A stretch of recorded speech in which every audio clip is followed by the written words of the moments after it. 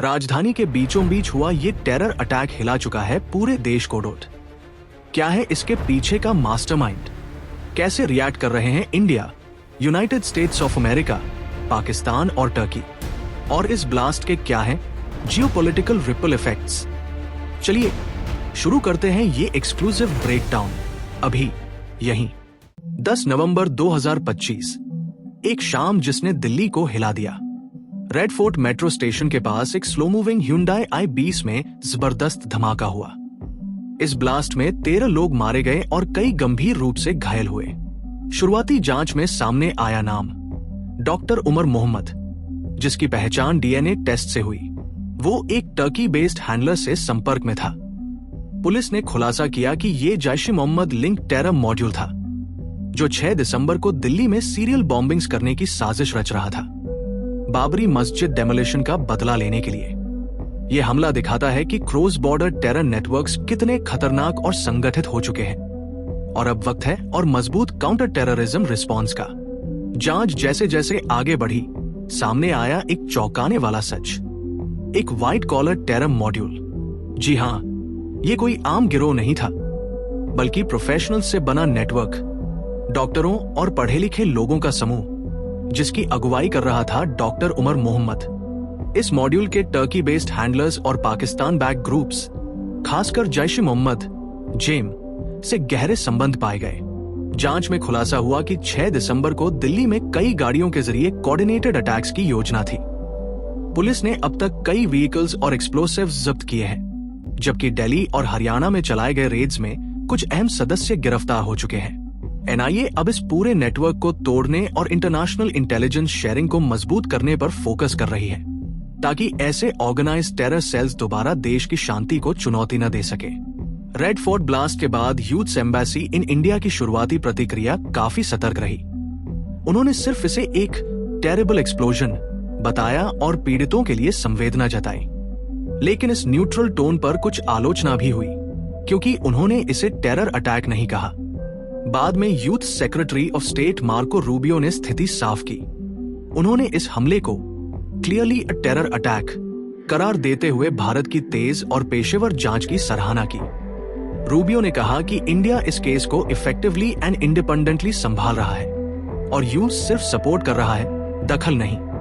ये रुख दिखाता है कि अमेरिका भारत के साथ खड़ा है, लेकिन उसकी सॉवरेन इन्वेस्टिगेशन प्रोसेस का पूरा सम्मान भी कर रहा है। रेड फोर्ट ब्लास्ट के बाद पाकिस्तान की प्रतिक्रिया और भी आक्रामक रही।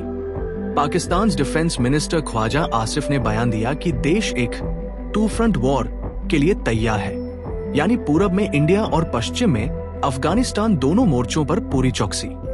रिपोर्ट्स के मुताबिक पाकिस्तान ने अपने टैंक्स और मिलिट्री एसेट्स सीमाओं पर तैनात करने शुरू कर दिए हैं। इस बढ़ती हलचल के बीच पाक आर्मी ने कहा कि वो देश की सॉवरेनिटी की रक्षा और हर स्थिति के लिए कॉम्बैट रेडीनेस बनाए रखेगी। ये रुख साफ दिखाता है कि इस्लामाबाद इस दिल्ली टेरर अटैक को सिर्फ सुरक्षा खतरा नहीं, बल्कि एक रणनीतिक चुनौती के तौर पर देख रहा है। जहां एक तरफ पाकिस्तान का रुख आक्रामक दिखा, वहीं टर्की ने पूरी तरह से अपना पल्ला झाड़ लिया। तुर्की सरकार ने रेड फोर्ट ब्लास्ट में किसी भी तरह की संलिप्तता से साफ इनकार किया और कहा कि भारत से जुड़ी ये सारी बातें एक डिसइंफॉर्मेशन कैंपेन है, जिनका मकसद इंडिया टर्की रिलेशंस को नुकसान पहुंचाना है। टर्किश अथॉरिटीज ने यह भी कहा कि उन्होंने कभी किसी टेरर ग्रुप को लॉजिस्टिकल, डिप्लोमेटिक या फाइनेंशियल सपोर्ट नहीं दिया। उनका कहना है कि तुर्की तो खुद ग्लोबल फाइट अगेंस्ट टेररिज्म में एक मजबूत साथी है। UN global counter terrorism strategy और नाटो कोऑपरेशन के जरिए तुर्की ने मांग की है कि बिना कॉन्क्रीट एविडेंस के कोई आरोप न लगाया जाए और रिस्पॉन्सिबल रिपोर्टिंग के जरिए दोनों देशों के बीच की डिप्लोमेटिक टाइज को बचाया जाए। दिल्ली ब्लास्ट ने एक बार फिर दिखा दिया है कि साउथ एशिया अब भी रेडिकलाइज्ड ग्रुप्स के बढ़ते खतरे से जूझ रहा है। ऐसे नेटवर्क जो क्रॉस बॉर्डर लिंक्स और डिजिटल प्लेटफॉर्म्स का इस्तेमाल करके भर्ती, फंडिंग और अटैक कोऑर्डिनेशन करते हैं। ये सिर्फ सीमाओं की नहीं, बल्कि सोच और सुरक्षा की लड़ाई है। साउथ एशिया आज दोहरी चुनौती झेल रहा है। एक तरफ ट्रेडिशनल स्टेट कॉन्फ्लिक्ट्स और दूसरी तरफ नॉन ट्रेडिशनल थ्रेट्स जैसे टेररिज्म, रेडिकलाइजेशन और ट्रांसनेशनल क्राइम। अब वक्त है joint intelligence sharing, law enforcement cooperation और रीजनल डिप्लोमेटिक कोलैबोरेशन का। जब तक रीजनल सिक्योरिटी इंस्टीट्यूशंस मजबूत नहीं होंगे और देशों के बीच इंक्लूसिव डायलॉग नहीं बढ़ेगा, तब तक इस इलाके में पीस एंड स्टेबिलिटी सिर्फ एक सपना बनकर रह जाएगा। दिल्ली रेड फोर्ट ब्लास्ट ने साउथ एशिया की जियोपॉलिटिकल लैंडस्केप को गहराई से हिला दिया है। एक ऐसा इलाका जो पहले से ही तनाव और अविश्वास से भरा हुआ है। टेररिज्म अब सिर्फ सुरक्षा का नहीं, बल्कि डिप्लोमेटिक स्ट्रैटेजी का भी हिस्सा बन चुका है। भारत के लिए चुनौती यह है कि वो मजबूत सिक्योरिटी पोस्चर बनाए रखते हुए किसी बड़े रीजनल एस्केलेशन से बचे। सरकार का मानना है कि टेरर नेटवर्क्स, खासकर पाकिस्तान बेस्ड ग्रुप्स जैसे जाइश-ए-मोहम्मद और उनके टर्की लिंक हैंडलर्स, टेररिज्म को एक जियोपॉलिटिकल लेवरेज टूल की तरह इस्तेमाल करते हैं। इसलिए अब जरूरत है न्यूआंस डिप्लोमेसी और स्ट्रैटेजिक एंगेजमेंट की, जहां इंडिया, रीजनल पार्टनर्स और ग्लोबल प्लेयर्स मिलकर intelligence sharing, counter terrorism cooperation और कॉन्फ्लिक्ट डी-एस्केलेशन पर काम करें। कुल मिलाकर ये धमाका याद दिलाता है कि टेररिज्म सिर्फ बमों तक सीमित नहीं, ये पूरी रीजनल स्टेबिलिटी को झकझोरने वाली ताकत है और इससे निपटने के लिए चाहिए एक मल्टीलेड डिप्लोमेटिक स्ट्रैटेजी। टेररिज्म से निपटने के लिए अब इंटरनेशनल कोऑपरेशन सिर्फ जरूरी नहीं, अनिवार्य हो चुकी है, खासकर साउथ एशिया जैसे इलाकों में जहां ट्रांसनेशनल टेरर नेटवर्क्स खुले बॉर्डर्स और डिजिटल प्लेटफॉर्म्स का फायदा उठाते हैं। इसे रोकने के लिए देशों को मिलकर इंटेलिजेंस शेयरिंग, लीगल कोऑपरेशन और जॉइंट ट्रेनिंग ऑपरेशंस बढ़ाने होंगे। Extradition treaties, mutual legal assistance और कैपेसिटी बिल्डिंग वर्कशॉप्स इस साझेदारी की रीढ़ बन सकते हैं। सार्क, बिम्स्टेक, अनॉर्क और इंटरपोल जैसे संगठन पहले ही कोऑर्डिनेशन और बेस्ट प्रैक्टिस एक्सचेंज में अहम भूमिका निभा रहे हैं। असली चुनौती है टेरर फाइनेंसिंग, ऑनलाइन रिक्रूटमेंट और क्रॉस बॉर्डर मूवमेंट को एक साथ रोकने की, और यही तब मुमकिन होगा जब देश बॉर्डर सिक्योरिटी, डिजिटल सर्वेलेंस और इंटरनेशनल लीगल कोऑपरेशन को एकीकृत रणनीति के तहत लागू करें, ताकि इवॉल्विंग टेरर लैंडस्केप को जड़ से खत्म किया जा सके। आने वाले वक्त में काउंटर टेररिज्म की सबसे बड़ी चुनौती सिर्फ बंदूक से नहीं, सोच से लड़ी जाएगी।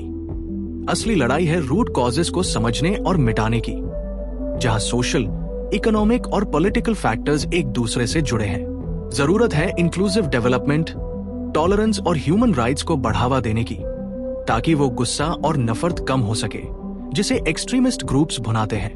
आज ऑनलाइन रिक्रूटमेंट और डिजिटल प्रोपेगेंडा सबसे खतरनाक हथियार बन चुके हैं। इसलिए साइबर सिक्योरिटी और डिजिटल काउंटर मैसेजिंग अब रक्षा का अहम हिस्सा है।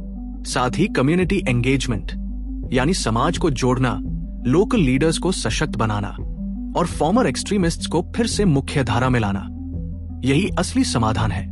काउंटर टेररिज्म स्ट्रैटेजी को अब डायनामिक होना होगा, जहां law enforcement, legal frameworks, regional cooperation और प्रिवेंशन प्रोग्राम सब मिलकर एक सुरक्षित और शांतिपूर्ण भविष्य की नींव रखें।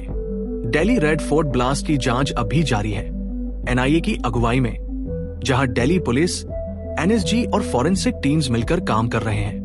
जांच में साफ हुआ कि डॉक्टर उमर मोहम्मद ही उस कार का ड्राइवर था और उसकी पहचान डीएनए एविडेंस से पक्की हुई है। ये भी सामने आया कि ये हमला फरीदाबाद बेस्ड टेरर मॉड्यूल का हिस्सा था, जो जाइश-ए-मोहम्मद से जुड़ा था और 6 दिसंबर को दिल्ली में कई कोऑर्डिनेटेड अटैक्स की साजिश रच रहा था। अब एजेंसियां फंडिंग सोर्सेज और फॉरेन हैंडलर्स की कड़ी तलाश रही हैं। ये घटना फिर याद दिलाती है कि साउथ एशिया में टेररिज्म सिर्फ एक सीमा पार मुद्दा नहीं, बल्कि एक साझा खतरा है, जो हमें इंटेलिजेंस शेयरिंग, बॉर्डर सिक्योरिटी और डिप्लोमेटिक कोऑर्डिनेशन को और मजबूत करने की पुकार देता है। अब जरूरत है कि इंटरनेशनल कम्युनिटी एक साथ खड़ी हो, इंडिया के प्रयासों का साथ देते हुए इन टेरर नेटवर्क्स को पूरी तरह खत्म करने के लिए, क्योंकि जब तक दुनिया एकजुट होकर इस लड़ाई को नहीं लड़ेगी, तब तक शांति अधूरी रहेगी। ये वक्त है अनवेवरिंग विजिलेंस, स्ट्रैटेजिक कोलैबोरेशन और एक ऐसी कलेक्टिव रिजॉल्व का जो आने वाली पीढ़ियों के लिए सेफ्टी एंड स्टेबिलिटी सुनिश्चित कर सके। अगर आपको ये वीडियो जानकारीपूर्ण लगी हो तो इसे लाइक, शेयर और सब्सक्राइब जरूर करें। हमारे चैनल पॉलिसी 360 को